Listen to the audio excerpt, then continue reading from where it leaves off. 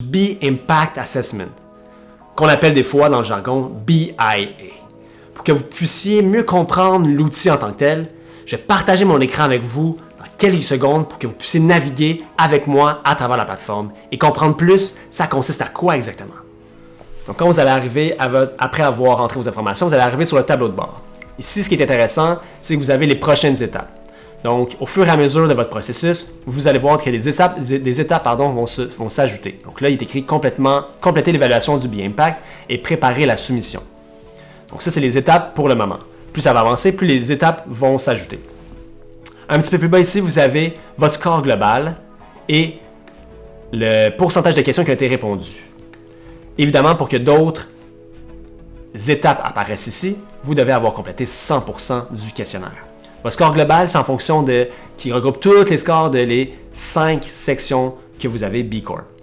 Ici, ça vous explique comment le 346, donc 346, c'est juste un score, un pointage exemple, c'est impossible d'avoir plus de 200.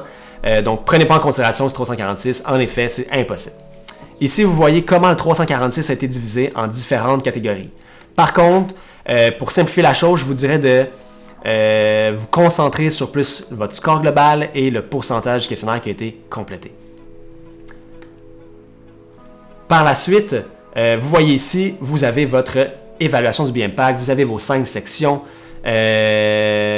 plus votre formulaire lié aux exigences de transparence. Formulaire lié aux exigences de transparence, c'est seulement un formulaire de formalité pour que B-Lab s'assure que votre entreprise respecte les critères pour devenir certifié B Corp.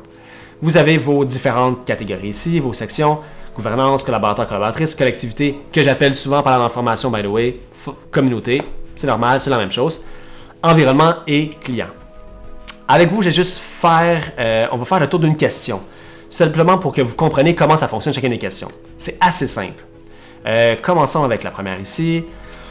Donc, vous avez des questions qui valent des points. Vous en avez d'autres qui n'en valent pas, comme celle-ci, juste pour permettre au B-Lab de comprendre votre réalité. Vous avez également des icônes ici, signet et objectif. La signet ici, c'est lorsque vous voulez revenir, il vous manque des informations pour donner une réponse finale et vous voulez y revenir un petit peu plus tard. Le signet vous permet de revenir plus facilement puis de voir plus facilement et rapidement quelles questions, quelles des informations qui sont manquantes. Vous avez également l'objectif. L'objectif ici, on va cliquer pour faire le tour. Vous permet de voir c'est quoi votre réponse actuelle, mais c'est quoi les réponses que vous pouvez donner pour améliorer votre situation. Donc vous avez ici, différents choix de réponses. Vous avez aussi également une date d'échéance qui vous permet d'établir quand est-ce que vous voulez atteindre cet objectif-là. Donc allez-y pour le bien de la cause, 3 mois. Est-ce que vous voulez recevoir un email? Non. Je trouve que j'ai assez d'emails de ce temps-ci. On y va, non. On dit ça ici et finalement enregistrer. Donc vous avez un objectif et un signet ici. Vous avez une question qui vaut 0, juste pour permettre au B-Lab de comprendre la réalité de votre entreprise. Vous allez voir aussi, des fois le choix de réponse c'est un rond, des fois c'est un carré. Les ronds, c'est que vous pouvez juste sélectionner un seul choix de réponse, alors que le carré, comme cette section-ci, c'est plusieurs choix de réponse. Ici, un élément qui s'ajoute, c'est les points obtenus. Donc cette question-là vaut des points. Dépendamment des questions sélectionnées, vous pouvez obtenir un certain nombre de points. Comme vous voyez ici, en sélectionnant les 3 réponses ici, j'ai la note maximale de 50, 0.5 sur 0.5. Vous avez également une petite section ici qui est apprendre. Vous ne les avez pas sur toutes les questions, ça dépend quelles. Ça vous permet de comprendre un petit peu plus en profondeur la question. C'est-à-dire que vous avez des explications ici qui vous permettent de donner des détails supplémentaires sur la question, mais aussi vous avez des directions que vous pouvez prendre pour implémenter les mesures plus facilement que le B-Lab vous fournit.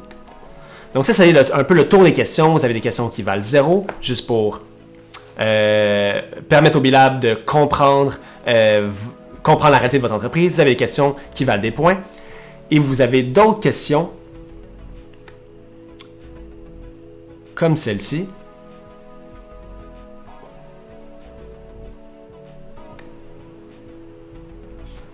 Vos réponses détermineront les prochaines questions de l'évaluation qui seront adaptées à votre entreprise. Ça veut dire que, dépendamment les réponses que vous sélectionnez, ça se peut qu'il y ait des questions qui apparaissent suite à ça.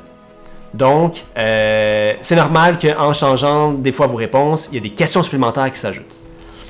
Sinon, je vous laisse explorer le tout. Autant le menu de gauche, pardon, avec les rapports de signets qui vous permettent de tout regrouper vos questions que vous avez mis des signets, etc. Mais la base, je pense que c'est ça le plus important à comprendre. Puis pour le reste, vous allez comprendre au fur et à mesure.